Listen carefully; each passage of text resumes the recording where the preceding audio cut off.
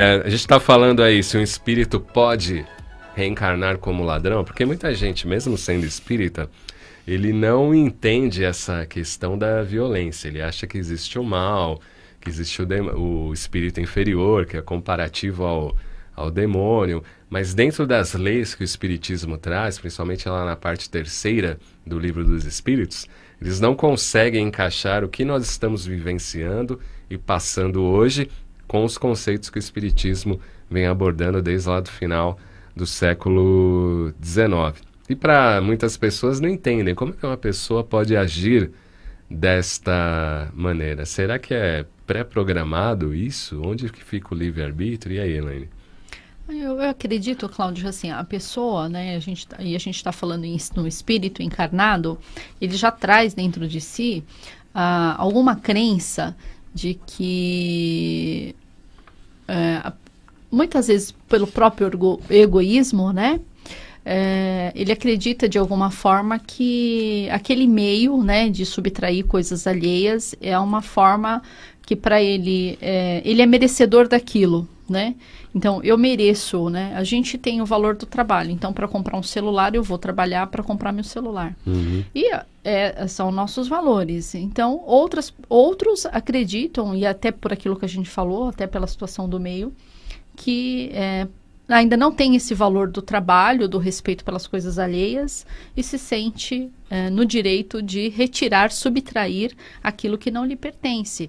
Então, o espírito não reencarna para ser um ladrão, né? Ele tem dentro de si essas crenças, ou essas crenças foram desenvolvidas aqui durante ao longo da sua educação. Nós somos espíritos que estamos em processo de aprendizado, né? Entendi. Então, é uma forma que a pessoa se coloca, né? Mesmo que ele venha, a família consegue mudar isso. Se for Esse bem é o papel educado. principal da família e dos pais, quando a gente vê no próprio Evangelho, e no Livro dos Espíritos fala bem, quando fala que a paternidade é uma missão. Qual que é a missão dos pais?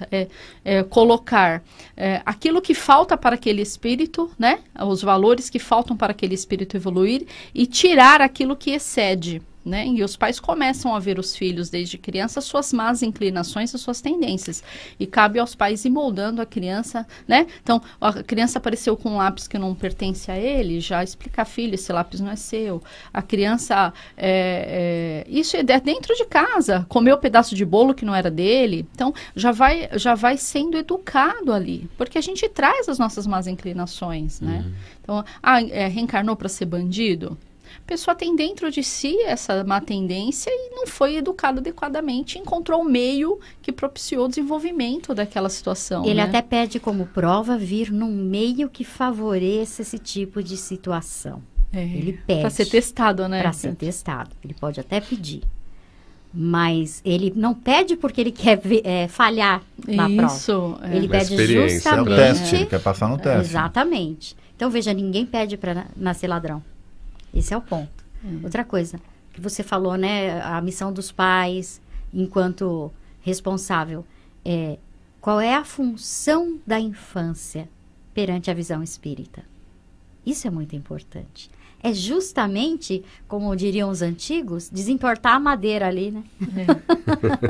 Não é verdade? Sim. Aquela música do Tchan, então, não é verdadeira, né? Pau que nasce torto nunca se endireita, né? Exatamente. Então, Os veja, filósofos do Tchan. se a gente pega o próprio ensinamento espírita, né, essas questões que a Elaine falou, por exemplo, a questão 208, da missão dos pais. Boa. Depois você tem a escolha das provas, que vai da 258 até a 273. Quer dizer, então, quanto então ensinamento. não é que colocam ele, como muita gente pensa, não, me colocaram aqui para Não, ele passar. escolhe. Ele que escolheu. É a escolha das provas. Das provas, é isso mesmo. Entendeu? Então, veja, você fazer a pergunta aí se a pessoa nasce para ser ladrão, é a mesma coisa que perguntar se a pessoa nasce para se viciar em cigarro, em bebida, em droga. Ninguém... Cláudio, você vai imaginar alguém se planejando lá para ser ladrão? Não, olha. E o mentor ainda ajudando. Falou, não, meu filho, vamos fazer o seguinte, você vai te dar todas as condições. O Banco Central do Brasil. Todas as condições, nós vamos te proteger e te amparar lá para você ser um Sua ladrão. família vai morar do lado do banco. Do ali. banco para você fazer um túnel, né? Não existe isso, tá certo? Como ninguém também reencarna, Cláudio, para ser violento, para ser, sabe, que nem falaram assim, Corrupto. o Hitler reencarnou porque ele já tinha essa missão. Nada disso. Nada disso. É a Sim. oportunidade, é as Oportunidade. circunstâncias, são A influência do meio, a né? influência, tudo isso que vai levando, né? É o orgulho em excesso. Mas quando sei vocês lá. dizem a influência do meio, é que o cara já é ruim. E o meio Ele faz tem a com que ele... tendência. Ele É. tem dentro de si Manifeste aquele aquilo. gene. Como a você tendência. tem aqueles Já que me reencarnam passa. num determinado meio para mudar o meio. Eles ajudam a mudar o meio. Sim, e muda. Tá certo? Pela influência que ele tem. Infelizmente tem essa questão. Pelo WhatsApp aqui, bom dia. Meu filho sofreu muito com tudo isso na escola, né? Em relação ao nosso primeiro assunto, que foi o bullying. E também na própria família. Ele foi diagnosticado com Asperger, é isso? Asperger. A Kátia, que é especialista em doenças aqui. Eu enfrentei tudo ao lado dele. Nosso caminho foi amor e conhecimento. Graças a Deus ele é bem feliz e temos grandes amigos. A Aí. escola sempre foi grande parceira nessa jornada. A diretora não admitia nenhuma forma de preconceito com os colegas. É a Maria Cristina de Mogi das Cruzes. É o que você falou dos professores estarem preparados. Preparados. E os pais Isso faz também. toda a diferença, gente. E os pais também. Nossa. Ele tem Asperger, né? Como você Asperger. falou. Obrigado. A mãe precisou passar por essa dificuldade para perceber que o filho tinha essa dificuldade. Veja que interessante. Sim. Então, veja que tudo faz parte de Do aprendizado. um aprendizado. Então, assim, o bullying nunca vai ser bom. Mas ele faz despertar em algumas pessoas a necessidade de novas possibilidades, de uma nova política, de uma nova forma de lidar com situações diferentes. Uhum. Então, tudo vai de como nós encaramos as situações também. Então, aconteceu, ok. Qual é a solução que podemos dar para isso? E aí, essa diretora e esses pais deram um show. Não sei, Aproveitaram. Kátia, se você viu a reportagem, se vocês viram de um professor que tinha um aluno deficiente que ia às aulas de cadeira de roda e ele, conversando com os pais, ele propôs que cada aluno passasse um dia na cadeira de roda. Você viu, Edson, essa Não, reportagem? não Eu achei vi. Olha que fantástico interessante. esse Para o professor. pessoal ter a E experiência aí todos do os que é. amiguinhos, então, passaram um dia na cadeira de roda para ver a dificuldade que aquele Sensacional. amiguinho tinha. Uhum. E o discurso das crianças foi muito emocionante, porque a maioria falou, nós não imaginávamos que era tão difícil para ele vir para a escola, para ele ir ao banheiro, para ele ir ao recreio. E então esse aluno foi acolhido, né, de uma forma muito amorosa, porque esse professor teve essa ideia que eu achei Que legal. fantástica de pôr cada dia um aluno na cadeira. Todos nós temos histórias, né? Eu tenho uma filha que é surda. E até a terceiro ano, a terceira série, que antigamente era a terceira série, ela frequentou a escola normal por capacidade de professores excelentes. Veja, a professora, sem saber como lidar com a situação, juntou comigo, vamos tentar. E ela conseguiu acompanhar até o terceiro ano. Aí eu tive que mudar de escola, mudar de bairro. A outra professora não foi. Já não deu essa Não deu atenção. essa mesma assistência. Falou, sua filha não tem condições. Ela vai precisar estudar uma num escola colégio de próprio Libras, né? para surdo. Uhum. Ok, vamos lá. Tive que me mexer. A minha filha foi para um colégio de surdos. Desaprendeu a falar. Ai, que Nossa. interessante. Porque teve aquela mudança de ambiente. E aí começamos uma nova luta para que ela não perdesse a fala, porque é automático. O surdo para de falar em uma semana se começar a falar só por libras. É impressionante. Então as pessoas têm essa dificuldade de entender o mundo diferente das pessoas. Né? É o diferente, Então, né? tem que aprender. Eu acredito muito que a inclusão é algo muito necessário e que nós não sabemos lidar ainda com isso. E esse depoimento da Kátia é interessantíssimo. Muito. Você vê a importância de um professor, né? Na da vida. pessoa que trata a sua profissão com amor, com carinho, com dedicação. E né? tenta se preparar. E preocupado Isso. com a inclusão daquele aluno, e não Exatamente. pelo trabalho, porque o que a gente Que vai percebe... buscar a solução. vai dar trabalho, né? Um aluno deficiente aqui, com Exato. qualquer deficiência. Exato. Ele vai me dar mais trabalho, então vai para um outro lugar. Hoje a minha filha né? já é formada, ela é fotógrafa profissional.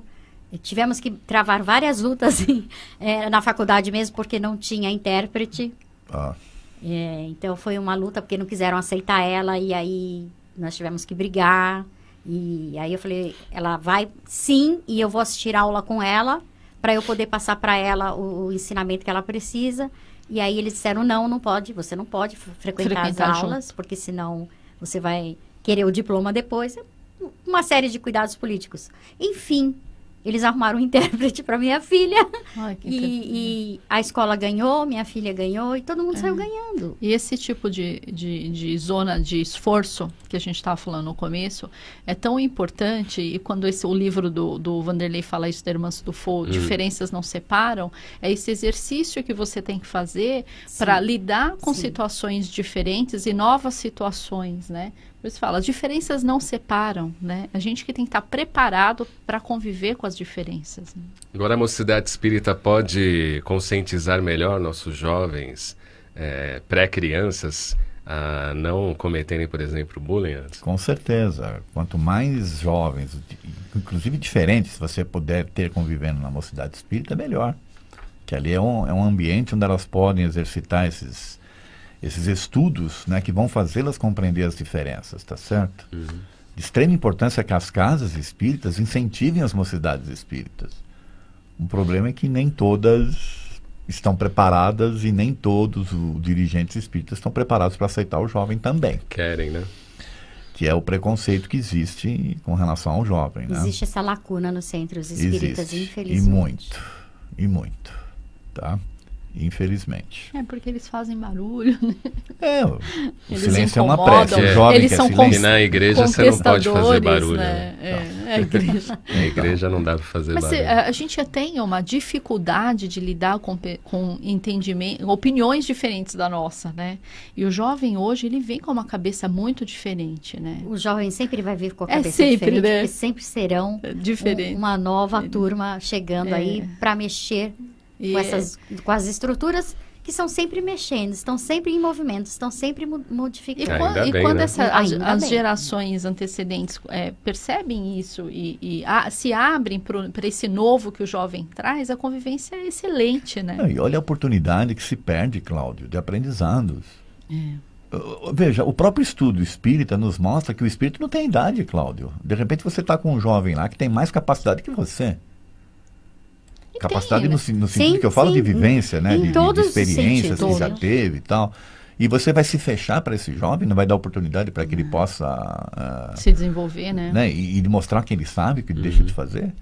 O Edson Fábio Fulas aqui pelo Facebook. Bom dia, na casa que frequento e trabalho, até o carro do presidente do centro já foi roubado.